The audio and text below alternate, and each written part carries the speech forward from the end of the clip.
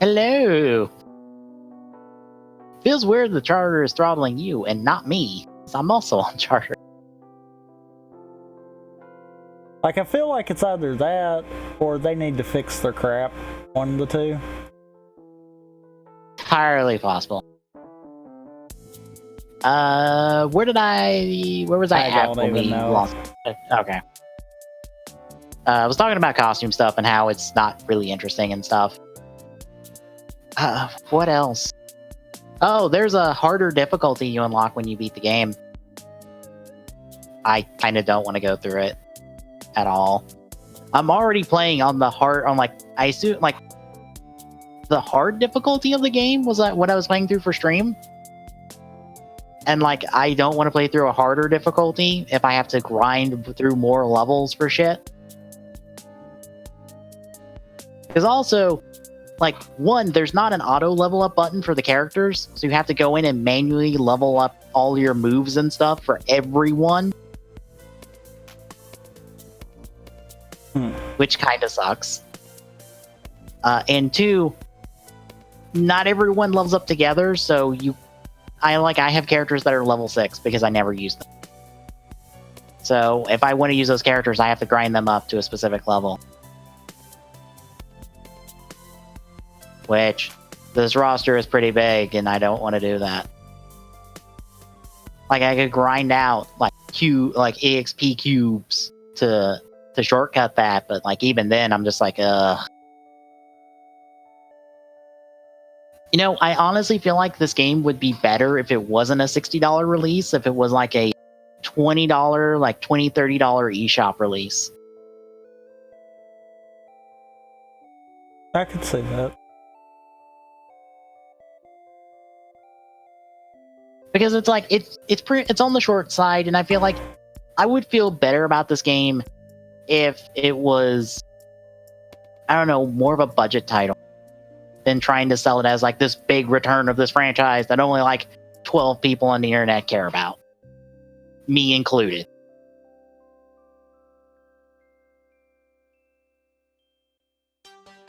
Yeah. Is there anything you want to know specifically about?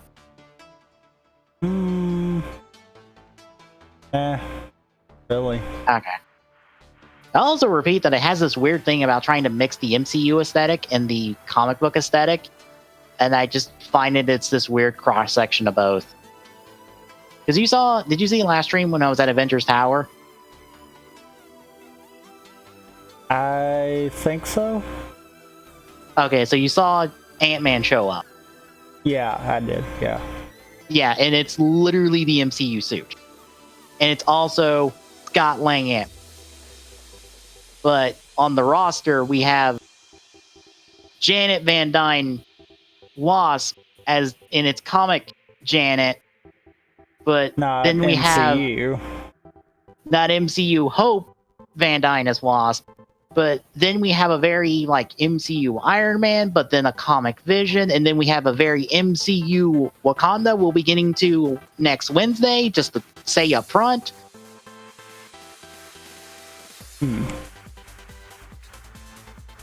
And also a very MCU Winter Soldier, just to spoil that appearance, because he is very MCU Winter Soldier, just to be honest. Mask and all. It's weird. And also there's Thane that we're getting to next chapter as well, who is super deep cut comic material. Well, not super deep cut, because he was the focus of an event comic within the last 5 years, but still, how many people know that Thanos has an actual son named Thane? That is also an Inhuman.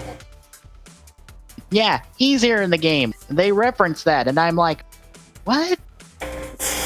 And also, when we get to the Wakanda chapter, Storm is there, because I'm like, wait. Were we writing this when T'Challa and Storm were married in the comic? Because that happened. I remember that happening.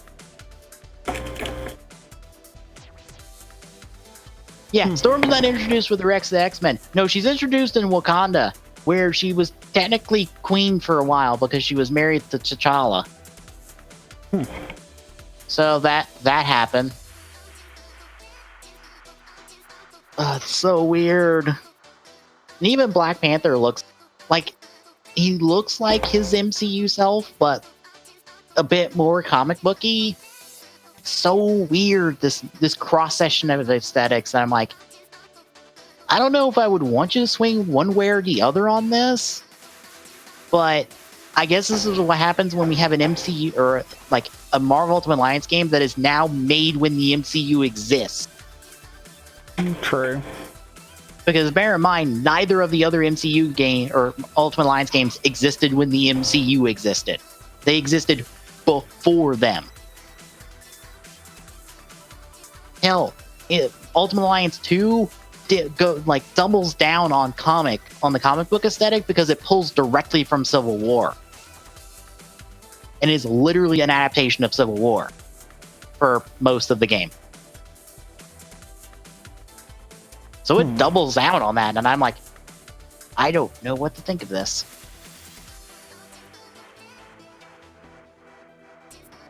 Let's see, other than that, I've played Fire Emblem Three Houses, and I've enjoyed that.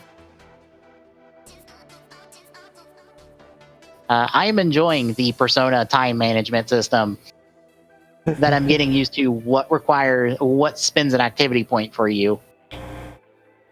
I was reading John's chat, or John's Discord chat, because a lot of the people do Fire Emblem in there because they are having a lot of conversations about it. And some people are not super hot on the time management stuff. And I guess being a Persona fan, I feel right at home in this. Okay, but I have to ask. If you were basing it only off of Fire Emblem games, how would you feel about it? It's something that gives you more to do between missions. And I like that. It also gets you more into the world of these games instead of just seeing the world through maps and cuts. Like, this gives you an actual location to walk around, which is kind of what they did with Fates with your My Castle system. But here, like, you have this, like, it's in 3D, you have this big, like, monstrous place to run around and talk to people and also do stuff in instead of just talk to people and visit shops for stuff. You can run little quests for people in this area. Like, it gives you something more than just, here's your next mission. Here's your map. Go kill people. It breaks up the missions, and I like that part.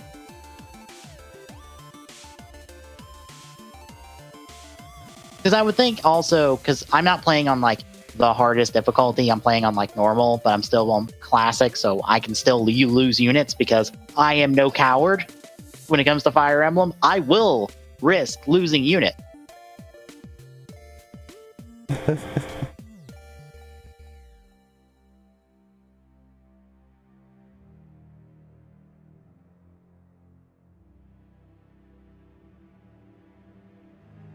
But yeah, I like the time management stuff because it's a nice break from doing maps.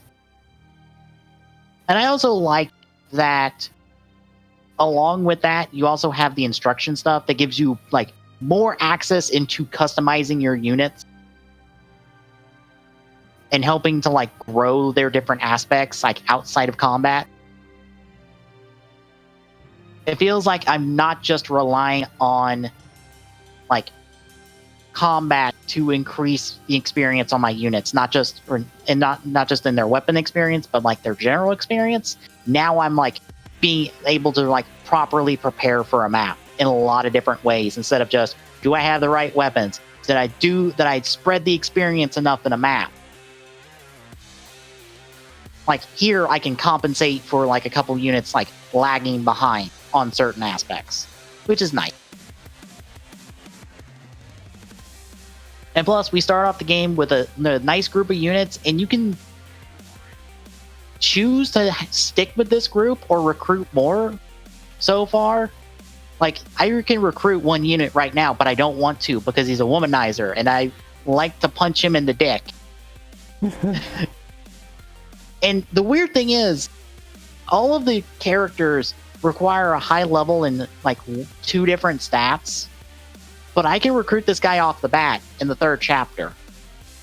And that makes me go, wait a minute. From what I've read, at least on Serenus Forest, this is not possible.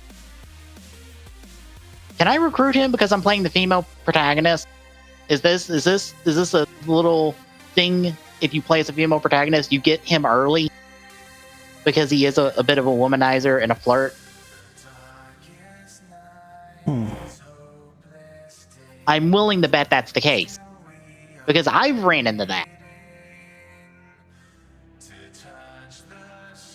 But I don't know how many other people are playing the female protagonist and have ran into that scenario if you're not playing as the class that has him automatically. Because bear in mind, there are 3 different classes you can choose. Well, 3 different groups you can choose for simplicity of terminology. There are 3 different groups you can choose to take control of. And they each give you a different group of units that have their different quirks and stuff. And unfortunately, because of the spread of personalities and the spread of classes, I end up choosing what I think is most people's going to be choice, which is the Black Eagle team. Because they feel like the default choice. Because I've also found out there are 4 routes in the game. And to get the 4th route, you have to choose them. I didn't know that when I chose them. Game Explain put out a video today explaining, hey, there is a 4th route. You have to pick this team and you have to say yes to this event in order to unlock it.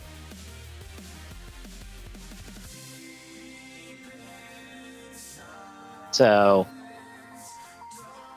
I guess I'm on the way to doing that now.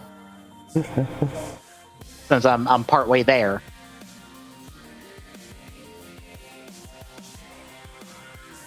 I don't know. Yeah, I also like that for our classing up, we're not, like, you're not required to go from, like, 1 to 20 on a class and then promote.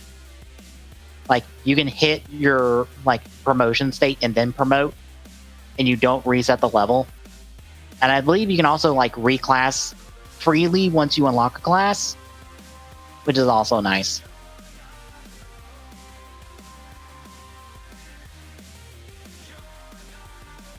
Yeah, I've enjoyed 3 Houses. I will probably be able to actually, like, finish this one, especially since I'm streaming it, since I have, like, several Fire Emblem games, like, started but not finished at the moment. They're all on 3DS. The only one of the 3 I have on there is, like, Awakening that I've beaten. I've essentially restarted Fates since I got the special edition that has all 3 routes on it, and I was doing a Revelations route, or Revelations run, and I have not finished Shadows of Valentia. So I will probably get back to those after this, because it will probably re-spark my interest in Fire Emblem. And I'm also, like, I'm kind of glad that the weapon triangle system is kind of out in this game. Because normally you have the rock, paper, scissors of sword, lance, and axe. That's not in this game. You can still get abilities that will give you a bonus similar to a weapon triangle, but it's not there by default. And I'm kind of okay with that, because it lets me attack with whatever unit I want. I now don't have to play the rock, paper, scissors game of, oh, the big bad's an axe guy, so I can only really send in sword people after him, or range units. It's now like, okay, I can just send in whoever, and just whip his ass, and spread the experience as I want to, and not feel handicapped by the system. I'm now actually playing my whole team, instead of just part of my team, because of who's on the field.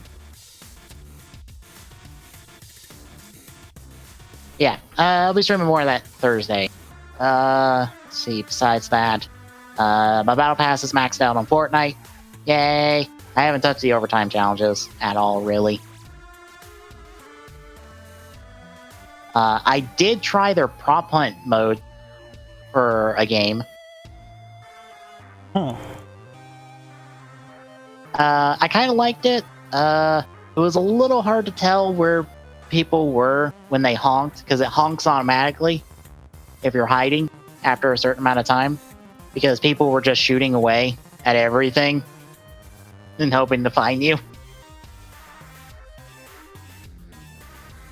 Your only limitation on killing people is more just ammo. So that was a little hard, but I kind of liked it. I don't think I've really played anything else. Oh, I finally beat Xenoverse. I finally sat down, figured out how to grind levels properly, round out the left levels, reset my skills so they can be really good, and finally beat Xenoverse.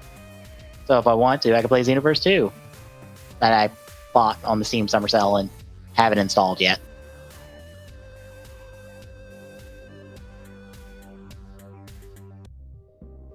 That is it. So, ready to talk articles? I guess so. All right. You know how the Mega Man X franchise is really loved and beloved? It is. I mean, I assume it is. I mean, I guess. I don't know. Well, we're getting a new Mega Man X game on mobile called Mega Man X Dive. And I guess it will be a standard Mega Man X game, except on mobile.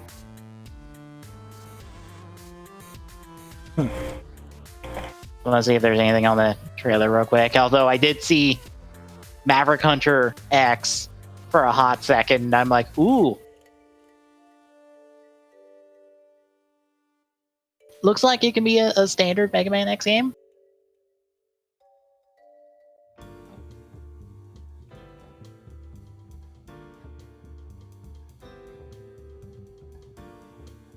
Some classic Mega Man X stages, maybe, to play as.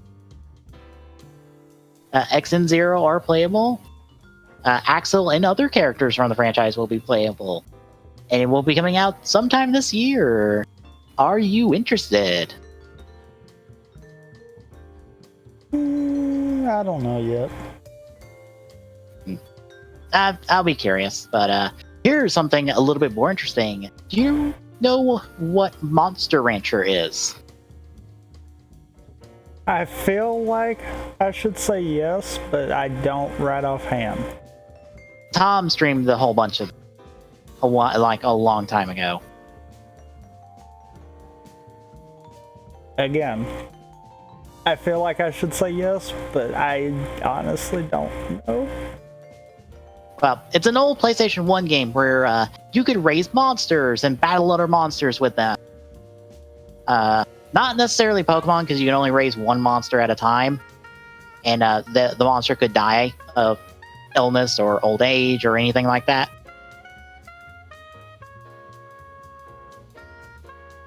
But we are getting a new version of the original Monster Rancher. Currently only slated for Japan, potentially, but we could see it stateside. But here's an interesting little wrinkle with it. Okay. Well, as on the original PlayStation 1, you could temporarily, when you went through a menu, take out the PlayStation 1 disc and put in another CD, and you could get a monster from that CD. Like any CD. Like any music CD, anything. How are we going to implement that in a newer version that is set to be released potentially PlayStation 4? Especially since it looks to be digital only? Probably a good question. Yeah, I'd be curious about that. Because you could rely on specific CDs giving you specific monsters.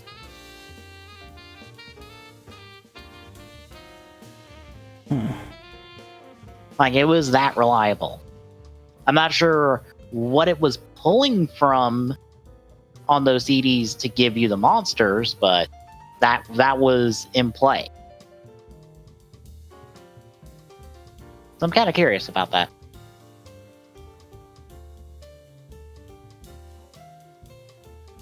But I'm not sure how to feel about this because Splatoon 3 is not in development yet, but the final Splatfest is over. And the votes have been counted, and the ink has been measured, and Chaos got a 3-0 victory.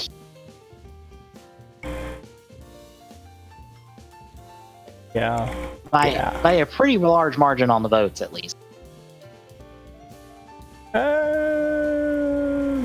I didn't think it was, like, super large, though. Not bad, but... Well, yeah, actually, that is compared to how a lot of them. I thought it was a lot closer. Oh, on the votes? Yeah. Yeah. So, yeah. I guess the question now becomes, how will this affect Splatoon 3? I mean, I don't know, but I kind of feel like the side I probably would have picked had we not been trying to do it for a stream was the winning side, so yeah. We'll see. I picked Order because, I don't know, dystopian future. Especially since from the gear descriptions, it seemed like we were going for some dystopian, like, hive mind future, and I'm like, okay. Whereas Chaos is more Max future? So, I'm not sure how much we can judge either of those aesthetics on where we're going for Splatoon 3. Probably won't be able to judge it much at all. Yeah. I think my biggest hope is that we take lessons learned from Splatoon 2. And the fact that the final Splatfest, the final, like, shifty stations is based on the end of Octo expansion, I feel like they kind of acknowledge that, like, oh, alright, yeah, we hit gold with Octo expansion. Like, people really like Octo expansion. So we should be building off of there for Splatoon 3, and not necessarily just the single player we got for Splatoon 2. Base.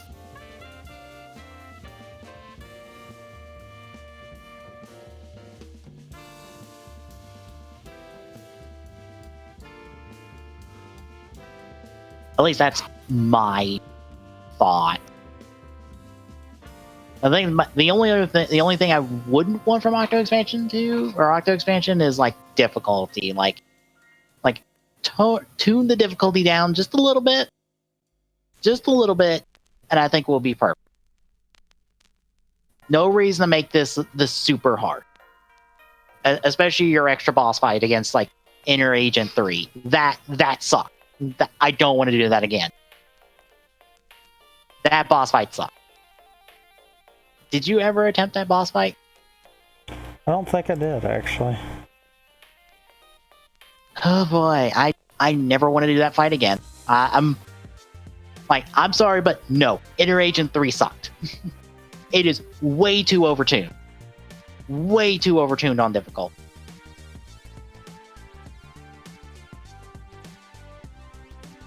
Like, if it was toned back a little bit, I'd probably be fine with it, but it is way too overtuned towards, I guess, a pro level. And, like, I don't like that. I wish it was toned back a little. But that was, like, the hidden boss fight. Otherwise, like, everything in the main game was fine, except for a couple missions that were a little too difficult.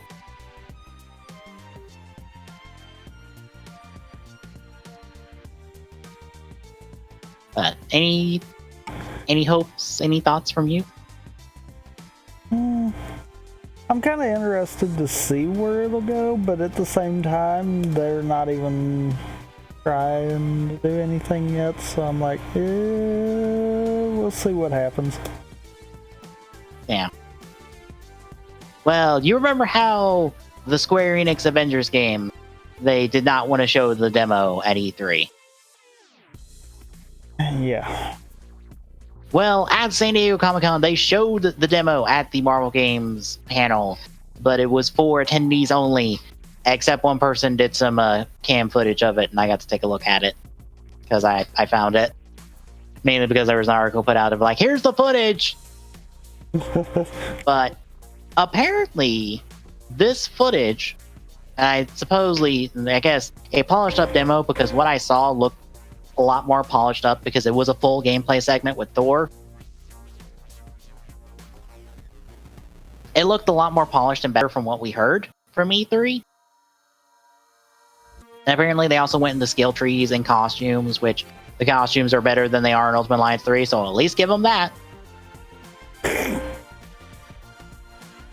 Like, we're getting a Joe Fixit costume for Hulk.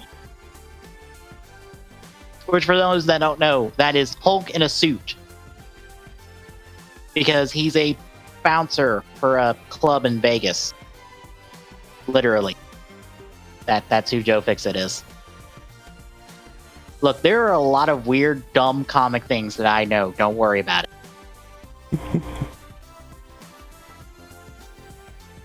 But yeah, apparently this footage will actually be shown publicly about a week after Gamescom.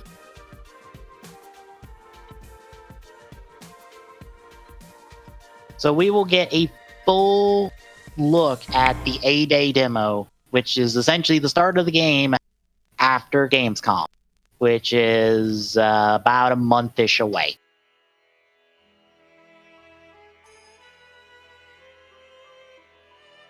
Well done. Yep.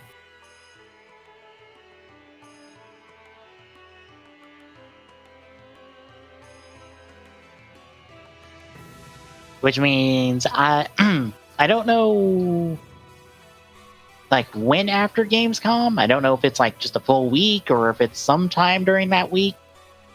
But yeah, we're about a month plus, or a month plus a week from seeing this footage. So, are you interested? Is this getting you excited for Square Enix Avengers? Eh. Yeah.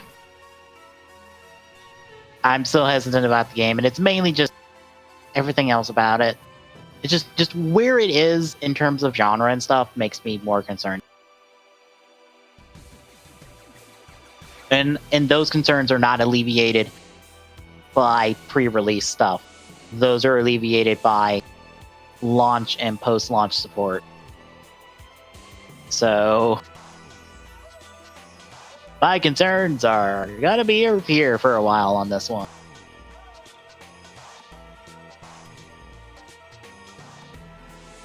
But last up, we were talking about this on the pre-show. Gears of War, the movie, is kind of being endorsed by Batista. Kind of, not quite.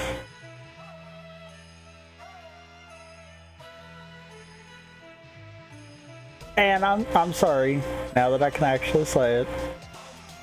Tell me you can't see Batista being Marcus. Honestly, I could see it. I could see him pulling it off. Especially Old Man Phoenix, from what I've seen from, like, Gears 4. I mean, not even Old Man. I think he could actually pull off, like, Gears 1 Marcus. Yeah. I mean, I wish we could get this to happen. Mm-hmm. But what I mean for Gears 4, I'm imagining the garden segment where you're running through, like, Marcus's, like, greenhouse stuff, and he's like, my cabbages! Or, like, what is it? I can't remember what it is he complains about getting destroyed. What is it? I don't remember, but, like, he complains about the locust destroying his, like, garden, and I'm like, oh yeah, I can see Batista doing that. He'll nail that 100%.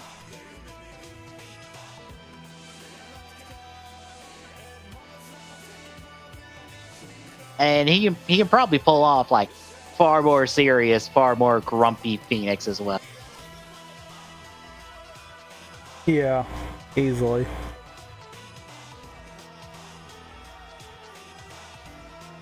One So of yeah, those, I guess. I wish this was a thing. Yeah. Granted, it would be just another movie, I feel like, in the pile of movies that are in development somewhere. Over the Although, rainbow. did you hear the news about Detective Pikachu? It is now legitimately the highest grossing video game adaptation ever. In terms of movies.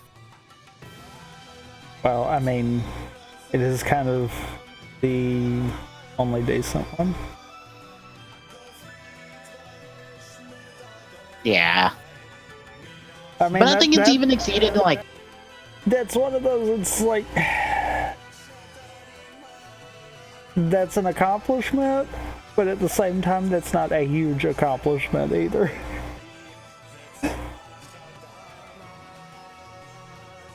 But here's the thing, is not just it's not just done that, but it's also outgrossed every other Pokemon movie. So it's even the highest grossing Pokemon movie by a wide margin. Which is funny. Yes.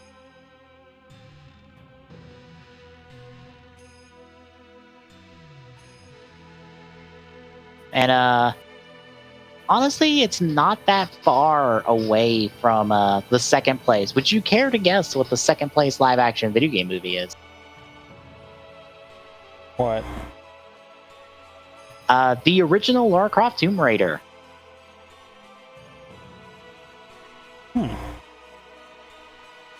Number 3, Angry Birds movie.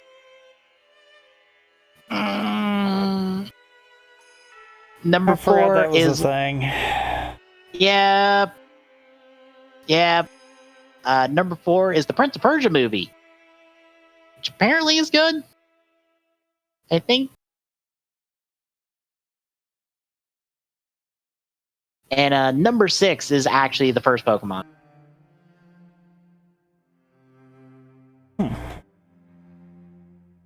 And going from there, you get like Mortal Kombat, the second Tomb Raider movie, the last Resident Evil movie, Resident Evil Afterlife. I don't remember which one that is, but Resident Evil Afterlife, the Tomb Raider reboot movie.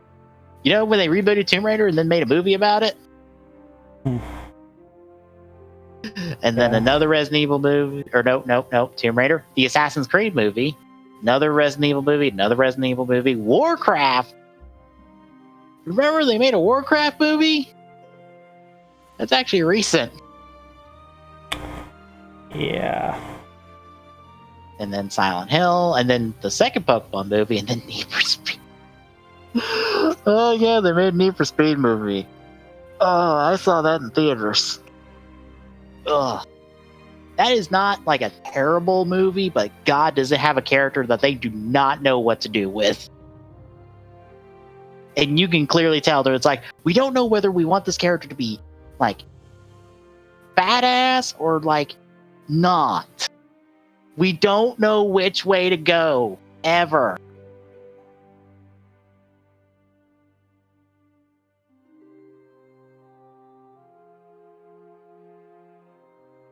But would you care to guess what is the lowest grossing video game adaptation movie?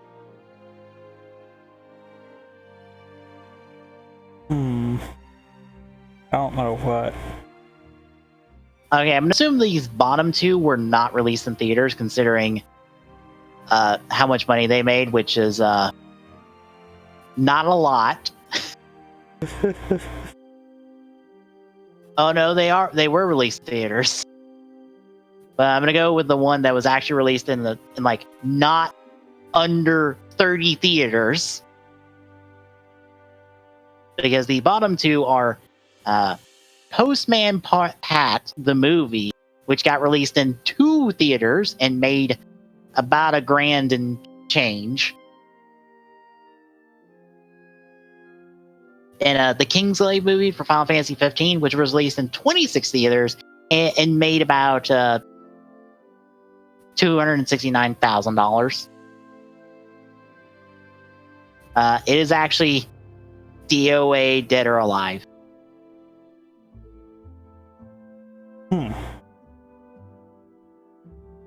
Which is beaten out by 2 Pokemon movies that were actually released in more theaters than it.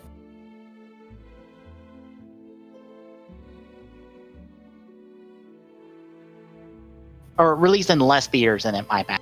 DOA was released in 505 theaters. Pokemon Heroes, the 3rd movie, I believe, was released in about 200 theaters. Pokemon Forever was released in 249. And both of those made more money than DOA.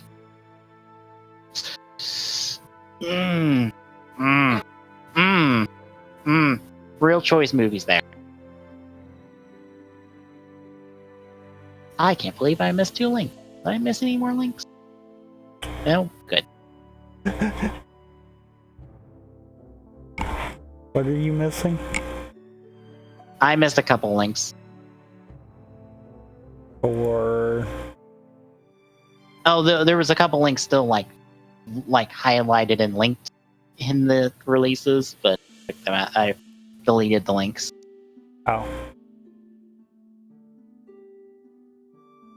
Because that's all we got this week. There was not a whole lot else outside of also apparently the male voice actor for the main character for Fire Emblem Three Houses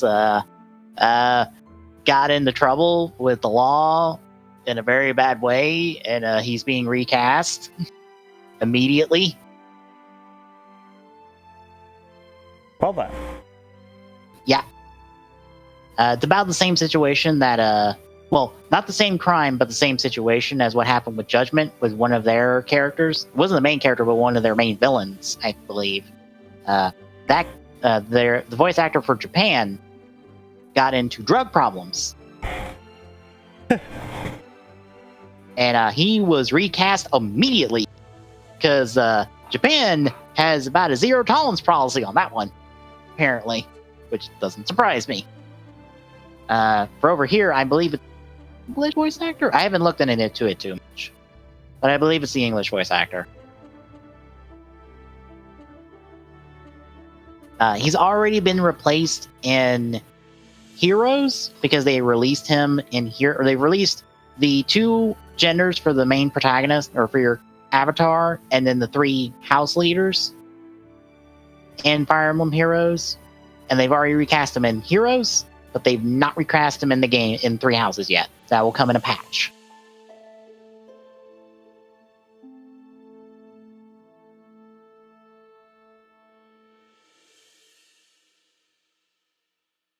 Yeah, I can't think of anything else. So, shall we talk releases? I guess we shall. Oh boy, is there a lot of them for several days. Ooh. So, kicking off on the 29th, we have Catch a Duck on Switch and Trine 3, The Artifacts of Power for Switch. And on the 30th, we have Forager for PlayStation 4 and Switch. Harvest Moon Life Hope Special Edition Complete for PlayStation 4 and Switch. Horizon Chase Turbo for Switch. Madden NFL 20 Superstar Edition, which is an early release edition of the game for Xbox One and PlayStation 4. Morphe's Law Remorph for Switch. Mutant Year Zero, Road to Eden, Seeds of Evil for Xbox One, PlayStation 4, and Switch. New Star Manager for PlayStation 4. Solo Islands of the Heart for PlayStation 4. Super Willow Remake for PlayStation 4 and Vita. The Blackout Club for PlayStation 4, and Warhammer 40k Inquisitor Martyr Prophecy for Xbox One and PlayStation 4.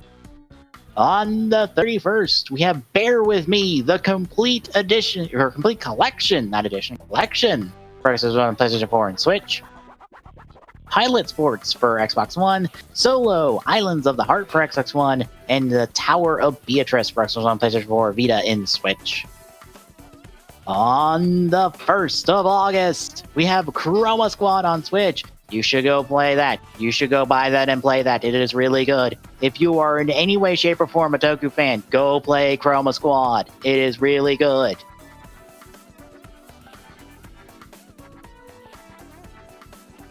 We also got Dungeon Warfare for Switch. Duglings? I'm gonna say Duglings for Invasion for PlayStation 4. Phobia for Switch. Hamsterdam for Switch. Labyrinth Life for PlayStation 4. Illusions of Falsia for Switch. Obaki Doro for Switch. Omega Labyrinth Life for Switch. Pandemic for Switch. Robbie Swift Hand and the Orb of Mystery for Switch. Shinobi Spirits S Legend of Heroes for Switch. Solo Islands of the Heart for Switch. Standby for Switch. Sudoku Relax 2 Summer Waves for Switch. And on the 2nd, we have As Divine Menace for Xbox One. Burger Chef Tycoon for Switch. Madden NFL 20 comes out properly on Xbox One and PlayStation 4. Meow Motors for Xbox One. Swamp and Traps for Switch. The Church in the Darkness for Xbox One, PlayStation 4, and Switch. Varangi for Xbox One, and Wrecking Ball Adventure for Switch. And on the 6th, we have Age of Wonders Planetfall for Xbox One and PlayStation 4. Darksiders 2 Definitive Edition for Switch. DC Universe Online for Switch. By the way, you can't transfer your account to the Switch version. Boo. I know. I'm almost tempted. I'm not. I probably won't, but that almost makes me want to hop back into DC Universe Online and see if my account still fucking exists. Because how long has it been since we played that? Yes. That's probably as about a good an answer as you're ever gonna get. We also have Gravity Ghost Deluxe Edition for PlayStation 4, Guacamelee 1-2 Punch Collection for PlayStation 4 and Switch, Metal Wolf Chaos DX. This is a really dumb game that is really good. John has streamed it a couple times. I suggest you go check it out for Xbox One and PlayStation 4. The Angry Birds Movie 2 VR Under Pressure for PlayStation 4. Yes, they made a sequel to Angry Birds, apparently. Well, the Angry Birds movie. Yeah, they made many sequels to Angry Birds. Yeah. But the movie, yeah. And finally, the Wizards Enhanced Edition for PlayStation 4. On the 7th, Damsel for Xbox One and Switch. Must-Dash Amigos for Xbox One. The Forbidden Arts for Xbox One and Switch. On the 8th, Duglings Invasion for Switch. Pillars of Eternity Complete Edition for Switch. Subdivision Infinity DX for Xbox One, PlayStation 4, and Switch. The Lord of the Rings Adventure Card Game for Xbox One, PlayStation 4, and Switch. And finally, on the 9th, Tactics 5 Obsidian Brigade for the Switch.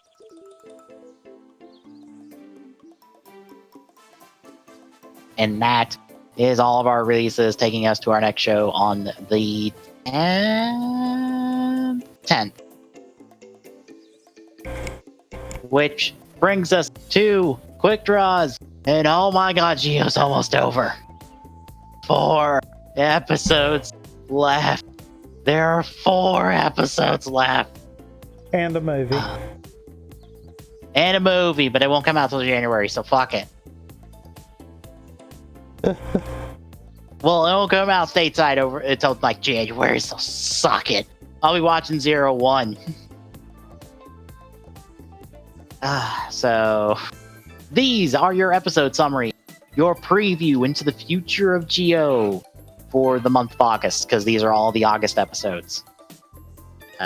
Episode 45 aired today. So episode 46, after Gates was captured by another world, Woz devised a plan to rescue him.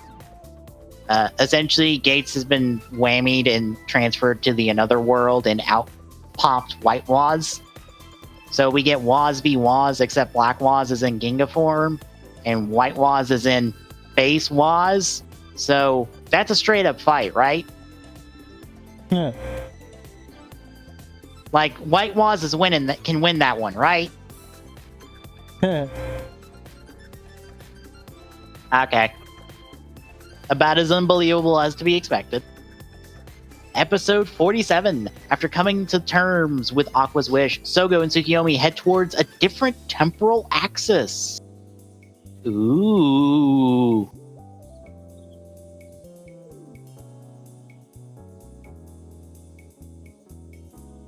Episode 48. Sogo seems willing to go with Tsukasa's plan to prevent the destruction of the world. However, there's a catch to his plan. Good, Tsukasa actually gets to do something fucking important in this goddamn show. Besides have his powers yoinked so we get a final boss that's not Omagio. Thanks, Tsukasa. And finally, the finale! The plan is a success! However, a certain person's betrayal causes the world to collapse. Who could it be? Can it be Tsukasa? So Narataki can show up and yell Onore to Kato and it will actually make sense. Instead of him just passing the buck on for no reason. Like, I'm sure it won't be. No, it'll probably be Gates. Oh, God. No. Because why not? Yeah, let's continue to completely ignore, like, the most interesting aspect of this fucking series, which is Sogo's character arc and why he became Omagio to start with. Yeah, no, let's not focus on this interpersonal journey of a character and trying to overcome his flaws and to become a better person and not fall to darkness, become a jackass and kill people. No, how dare we have a boring plot? Or how dare we... All I can say is whoever's the cause of the world collapsing, please let's not fix it. Let's just let it implode on itself and be done. Oh my God. I'm done. Like that's But how do you feel? How do you really feel about these 4 episodes?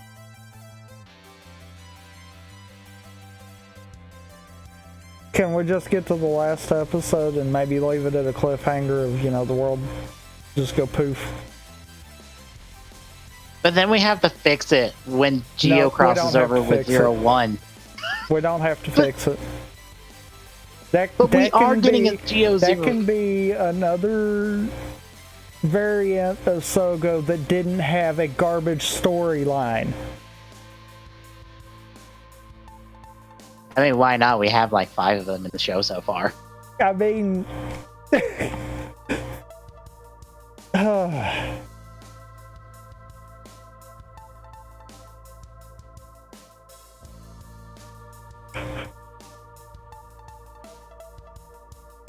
I was about to say, yeah, we are confirmed to get a 01 Geo crossover for the winter Tyson film. Of course we are. Can we not do it? Can 01 crossover with Build? Or can we do the weird thing where the crossover movie is actually only in canon with the new series and not the old one? I mean, to be fair, it's been the inverse for most of the crossover films. True.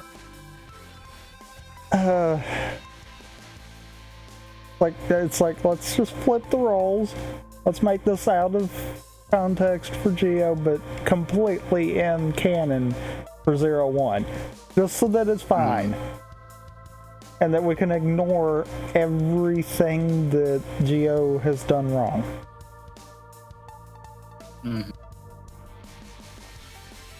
But I do have spoilers for the Geo over Quartzer movie. But I'm pocketing those for tomorrow. Because that feels appropriate to talk about considering the fucking terrible movie we have to talk about tomorrow. For those that don't know, tomorrow for TGSR We are covering O's Deno All Riders Let's Go Kamen Rider, the 40th anniversary Rider movie. Whew. Oh god. Oh god, it's garbage. Oh god, it's such garbage. I don't even know where to begin on time travel in that movie, because it doesn't work. Like, this movie can't happen because it doesn't loop back on itself. So it doesn't exist. I still say it's Gio's fault. Somehow, 7 years before he appeared, he somehow fucked up this movie. I mean technically, but... To be fair, it could happen. I mean, technically, by the movie's plot, everything is Ank's fault.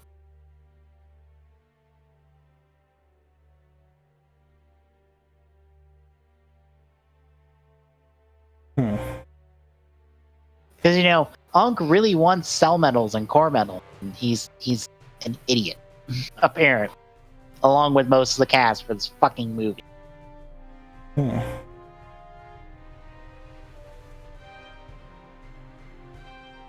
But that's tomorrow. I'm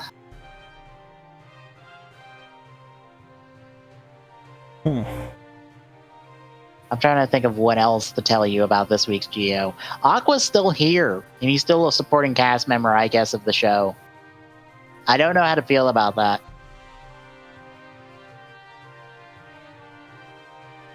Like, he had an extended fight with Eternal this week.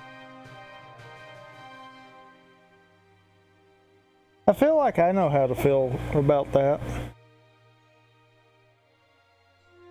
Why did the show wait this long to try to introduce someone they were wanting to keep around? Yeah.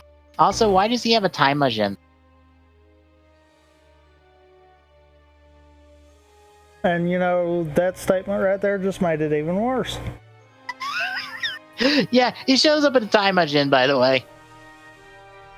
So, also, he could have showed up at any point throughout this series. Yes. But he only now shows up because he needs to stop Gates and Tsukiyomi from interfering in the timeline that's not theirs.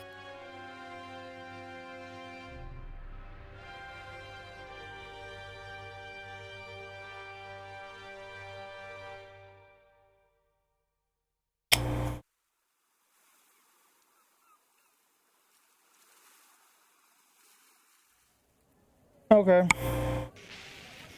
Well, let me rephrase. They need to stop interfering with time, along with Schwartz, but he's got to remove them first.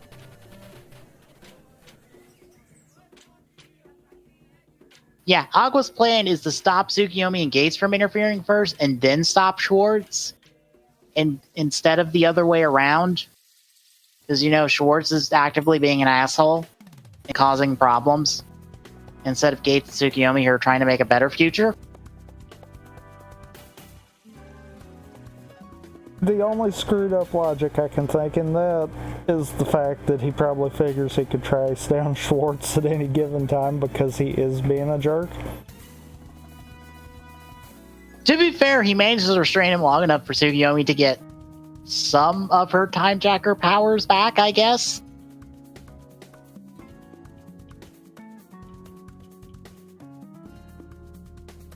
Except, you know, now I have to wonder what actually would be the true name for those powers. I don't know. like you see the problem there now, right? Yeah. Also, I don't know if Aura has her powers back or whether she just has, like, energy blade powers as a normal. Because, you know how she doesn't have her time tracker powers anymore in this episode? I guess. I've not, like, watched the...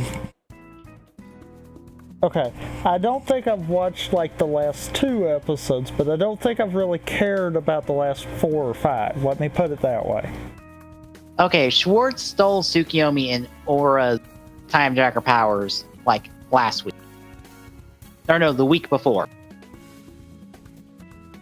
But not Uru's. But this week, Aura stabbed Uru with an energy blade, kind of similar to what she used to kill another Kiva.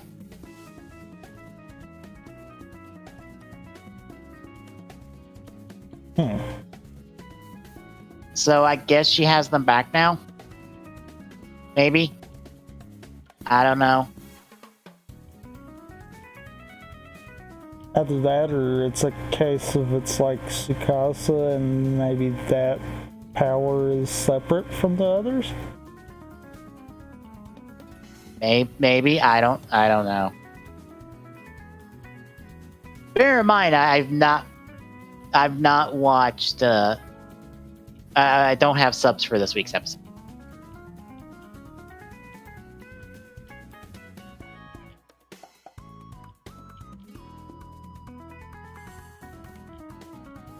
But, yeah. So, Uru's dead. Gates has been whammied and is in another world now in a time loop of, I guess, killing Sogo or something. I don't know. He's happy about something. Probably killing Sogo. I hope it's that. I will derive pleasure from that. seeing Gates murder him multiple times. I'm just like, no, I want to see this. I need to see this. This needs to be his time loop happiness. We need just an episode watching him do it repeatedly. Yeah.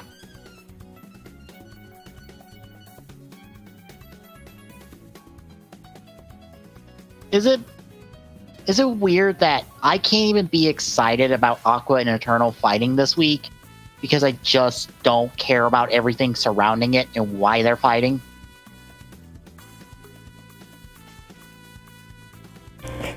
No, that's completely understandable.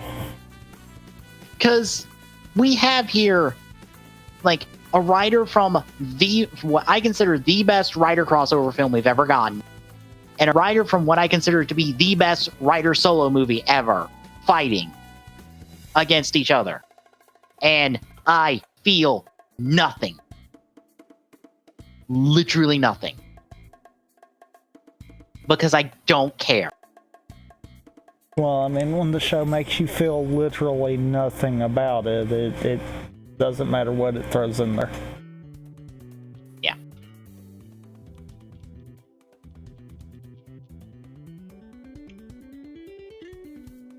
It even bugs me more that, like, I feel like the show is going to ignore the thing that was the premise of the series to fucking start with.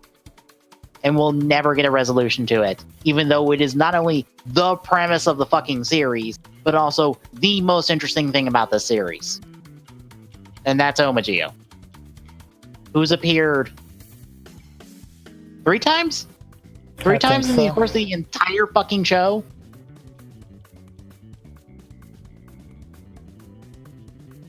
And probably has as many lines as he has in the movie, because, by the way, as another little spoiler for... I think we gotta preface it as this. 3 times with meaning. Yeah. Because I honestly feel like we got the exact same, he just blew everything up, Flash. I'm just gonna leave it at that cutscene. Repeatedly. The reason I didn't say back or forward is because technically it's back to Tsukiyomi and Gates, but forward to Sogo, so who cares? And I mean that.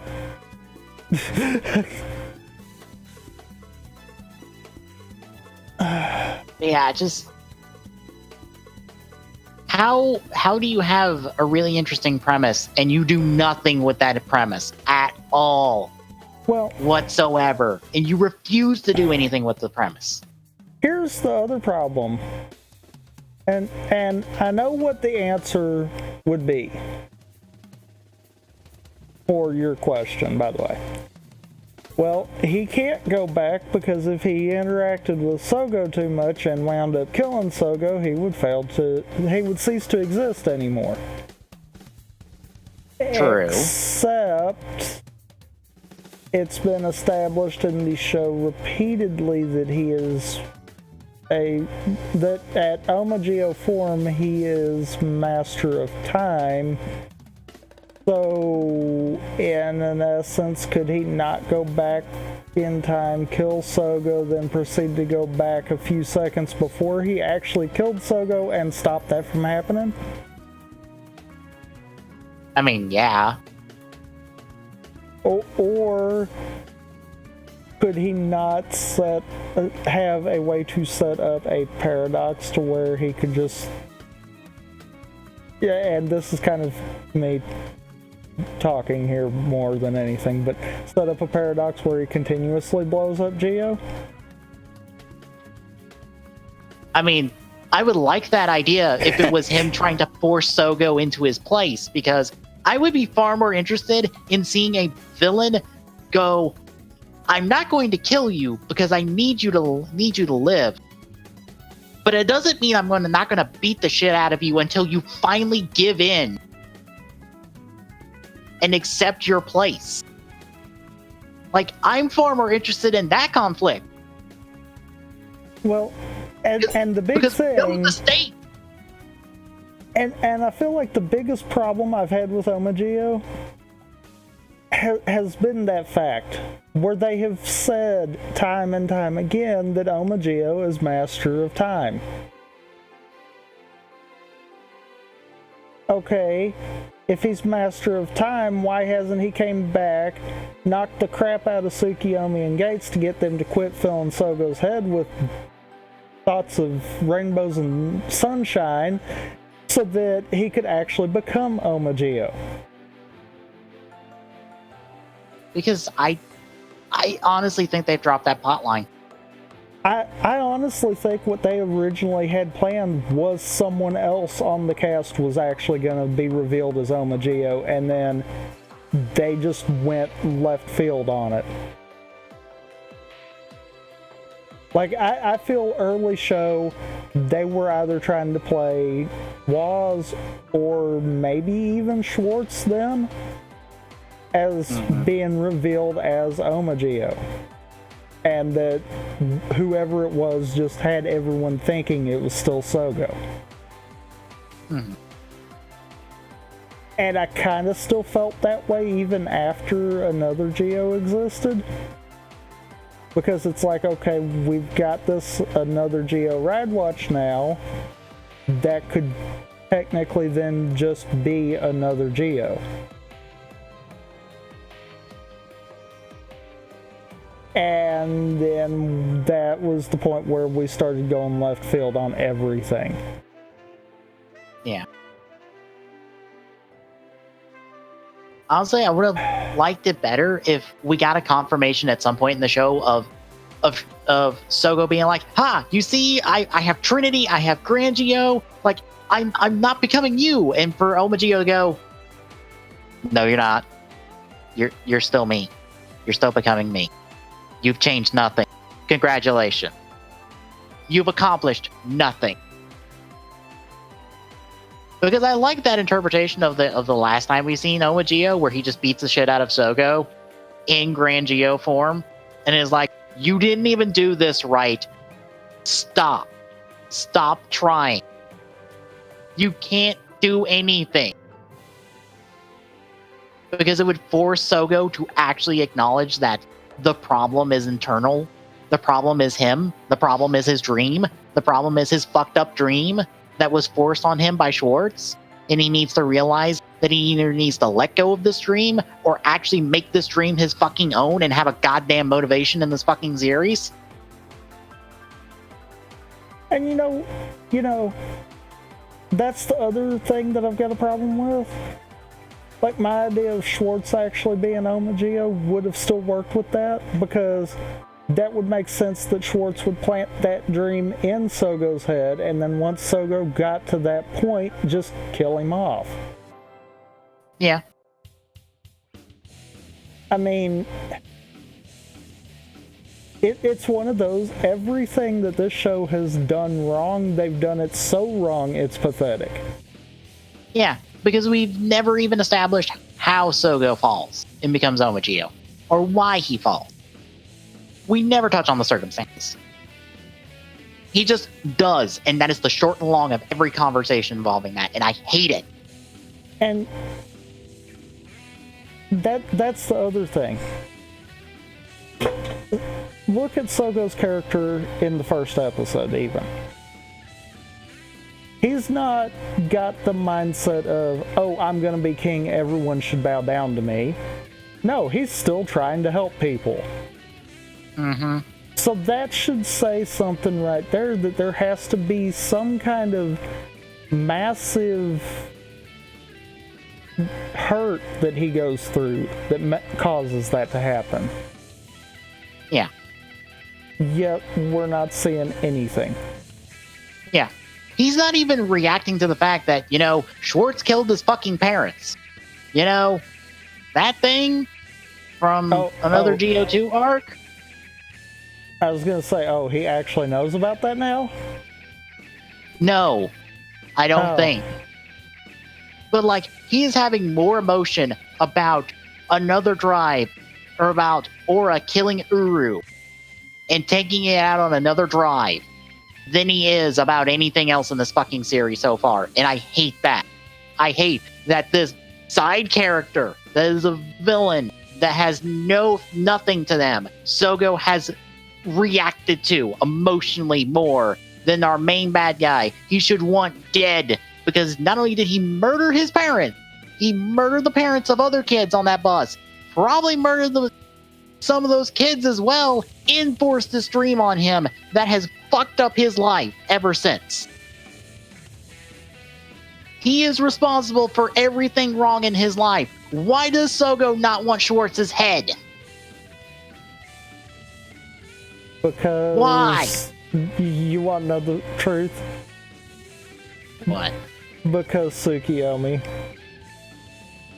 Her failing to tell him that all of that was Schwartz's fault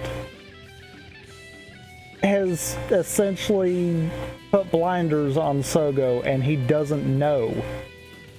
And it has kneecapped the story so goddamn hard that I am amazed that is still the case. How do you kneecap your own goddamn story like this, where you give a character a piece of information that will radically alter your story and radically shake up the foundation, your status quo in an interesting way, and cause developments and stuff to happen? No, we can't do that. No, I don't wanna. Why? Yeah, I don't get that. Are we literally waiting for the last goddamn minute for someone to tell Sogo, oh, by the way, he is responsible for everything? Literally? Are we waiting for Schwartz to literally tell him that? Because I'm going to be fucking infuriated at that point. You know what's going to actually happen?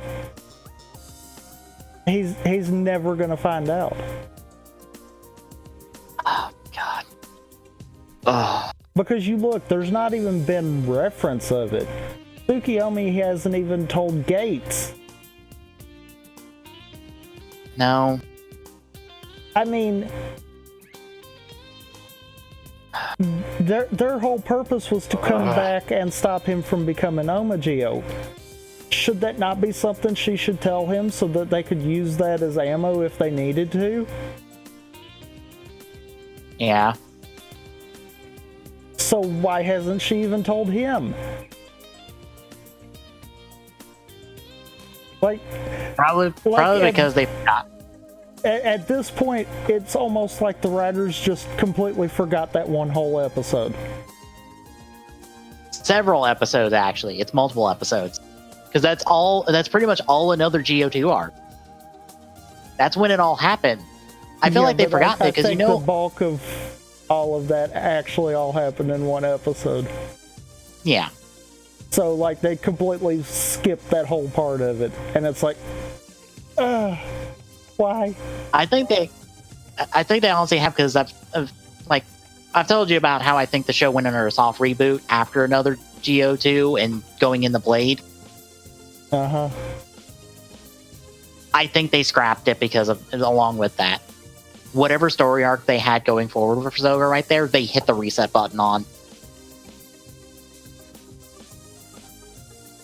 Because they refused to acknowledge another Geo from back then. Until recently when he came back, and only in the fact that he happened. They don't talk about anything else. And they don't even talk about him in reference to the whole, like, the another rider situation from then forward. Because they, like, reference Blade being the first. But technically, another Geo was the first one of that batch. Because he fills all the criteria that another Blade and another Akito and another Kabuto and another etc. going forward. He fills that criteria. Why are we not pointing him out? Why do we keep forgetting about him? He fills that slot. Why? Joe. Why do you keep ignoring this? I'm not gonna stop telling you that you're ignoring something. You're ignoring this. Stop it. Like, I don't play Continuity Hound that often, but I feel like with this show, I'm playing it. I have to play it because, god damn it, this show keeps forgetting its own goddamn continuity half the time.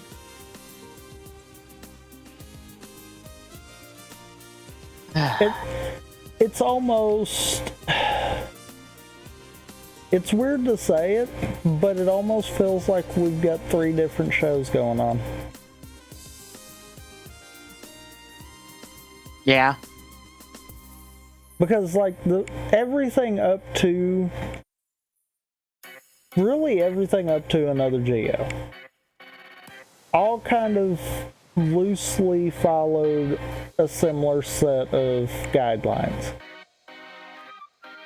There was a lot of, well, this shouldn't have happened because they've done something similar here, but still, it was close enough to where if it was minor things like that, it wouldn't be bad. I feel like after another GO2, though, we've had 2, maybe even a total of 3 ideas all running together. And each one kind of fighting for whichever one wins that arc kind of deal. And it's one of those that it's like, I feel like that's what's kind of just made me be like, I'm done. Because it's like Geo's trying to tell 3 different stories. All 3 have different outcomes and different paths along the way, and none of them cross over in any way, shape, or form. Yeah. There's no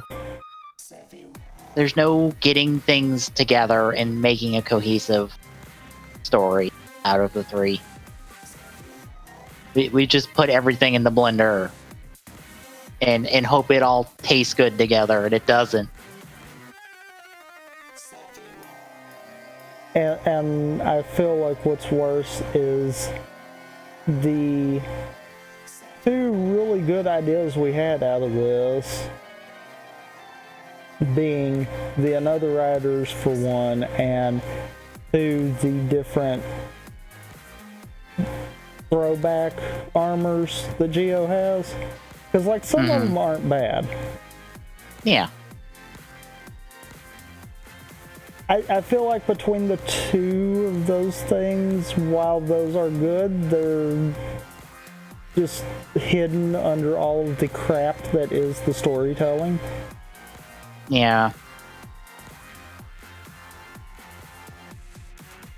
That's why I was glad when Japanime admitted that, like, if you were to rewrite this show, you'd have to strip it, like, way down to, like, its core stuff, to, like, rebuild it and make a good show out of it. I mean, and, like, yeah. I think you probably could maybe leave a little bit of it, but there is way too much you'd have to rewrite. Yeah. you are basically writing the show from scratch at that point if you're rewriting it, because there's not a whole lot to keep here. And I mean, truthfully, the creation of the Another Riders, I like the post Another Geo concept, where it's just people from this timeline are getting injected with the rider powers, and the riders that still exist don't have their powers anymore. I like that kind of idea, because then we're not trying to do like the first part of the show was and completely put the world in chaos, because you know we're only removing the heroes, not the villains. Yeah, until the Forza episode rolled around and went, oh no, we removed the villains too, don't worry, we didn't fuck up that much, right? You see it's spackled. The plot hole has been spackled over, right? Except here's the problem with that, and it boils down to one arc in particular that was at the very start of the show, the build arc.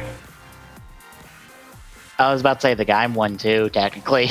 But the build one comes right out the gate.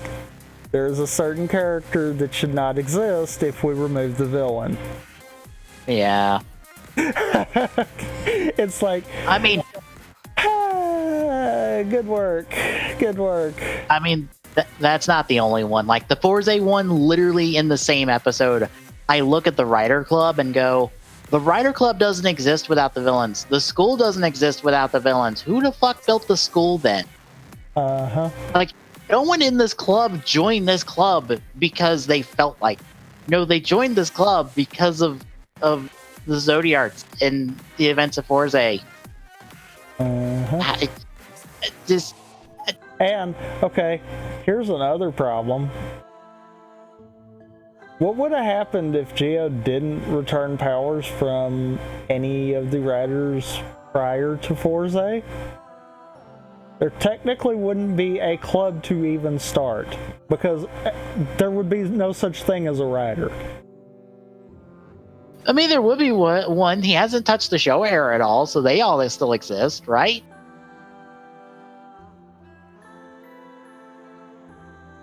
I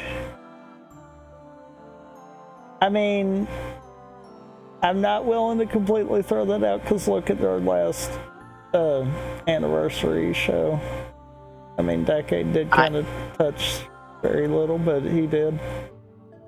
I know, but like, Geo hasn't made them stop existing. That we know of.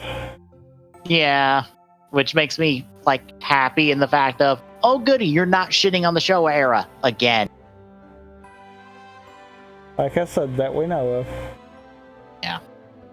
I'm waiting for extended media to be like, nope, we did that too.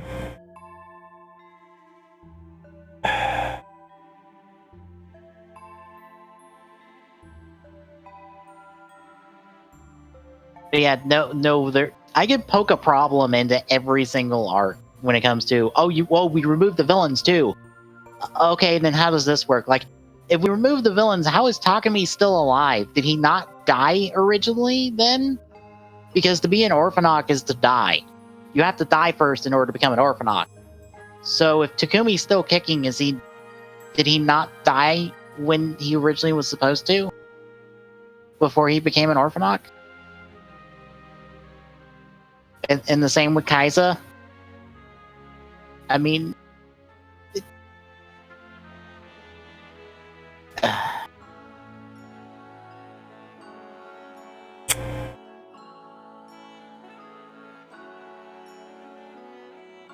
Yeah, I just want Geo over. I'm so tired of this show. This anniversary show sucks. Like, I know some people are happy about the returning riders and stuff, but I'm like, unless they're doing something and being used in an interesting way, I don't care. They are back in a garbage show that I wish they weren't in. Like, Shotaro and Philip show up in person to transform into Double in the movie we are watching tomorrow, and I wish they didn't, because they're in a garbage movie that I wish their appearance was used better. Like, I'm pretty sure, like, scheduling conflicts and all that said that, like, they could only show up for, like, 5, like, this, like, 2-second cam, like, or not second, this quick little transformation bit, and that's it. But, like, God, I wish they did more. Instead of just show up, transform, and then they're done for the movie. Like, Double is practically done for the movie. They are just another suit in the background.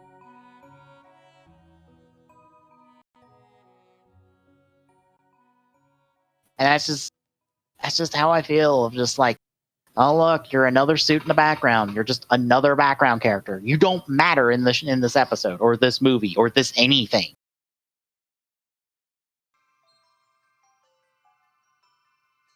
Which I'm almost about ready to make MCU comparisons of like Infinity War and Endgame, where they have just as large of cast of characters, but everyone is used appropriately.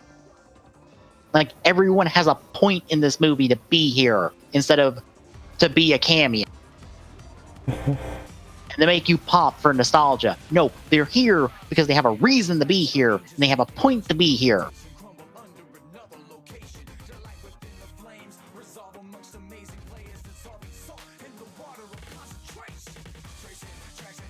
But you got anything else?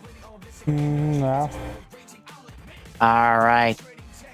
Tomorrow, we're taking a look at O's Deno on TGSR before we get back into O's proper the week after. Wednesday, I am polishing off Ultimate Alliance 3. Thursday, we're doing 3 Houses. I may or may not do a bonus stream Tuesday of 3 Houses because I might want to play it sooner. So I might just stream Tuesday as well. Because I want to play the game, but I don't want to make another save file on the side. Because I also don't want to progress the game. And I can't, like, redo progress, so... Well, I don't want to redo progress, so... I might do a bonus stream Tuesday of it as well. Friday, we're back to co-op. I'm not 100% decided on that yet. Okay. I mean, Saturday at some point Friday we'll wind up shifting over to Minish Cap. Yeah. But I don't know if it'll be this week or not. Mm-hmm. Saturday is Rampant Gaming, and don't know yet. Yeah. I was about to say the new Fortnite season should start by then. I don't know. It might either be that or I don't know. Might decide to do like League or something like that. Kind of shift it up. I don't know. Finally sit down and play Teamfight Tactics. Yeah. Try to teach you how to play it, and we probably will do terribly. I mean, that's a duh. I mean, to be honest, it's been a while since I played, and even then, I don't know the meta, and I believe you have to really know the meta in Teamfight Tactics to really do well.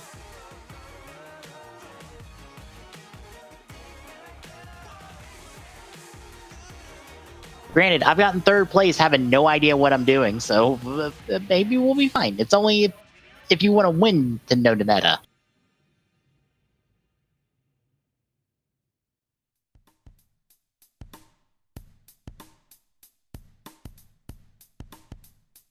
Yeah, that'll bring us back around to TGSR for more O's. Proper O's this time, but I guess if you like what you've seen and heard, drop us a follow. We really appreciate it. We're chipping away at that 180. I get to play a bad WrestleMania game. Tommy gets to do all his speedruns. Yep.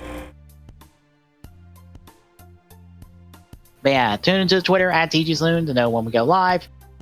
We got a Discord, !Discord in the chat to join in and talk to people and drop questions in the Dropbox.